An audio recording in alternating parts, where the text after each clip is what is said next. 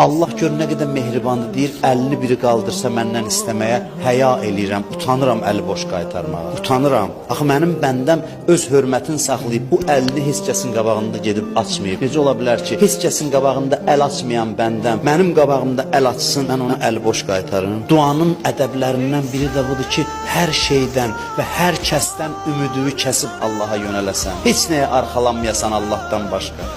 Nə qüdrəti var, nə dostu var, nə tanışı var, nə məqamı var, nə pulu var, nə sərvəti var. Hər şeydən ümidsiz olasan. Həzrəti Yusifi quyuya atanda qardaşları Həzrəti Yusifin dodağında təbəssüm görürlər. Görürlər Yusif gülür. Deyirlər Yusif niyə gülürsən, biz səni quyuya atırıq. Deyir bir zaman sizə baxırdım, deyirdim ki mənim bu qədər neçə dənə qardaşım var. Bu qədər qardaşım ola kim mənə ziyan toxundura bilər. Allahın işinə bax ki, indi sizin əlinizlə quyunun dibinə düşürəm.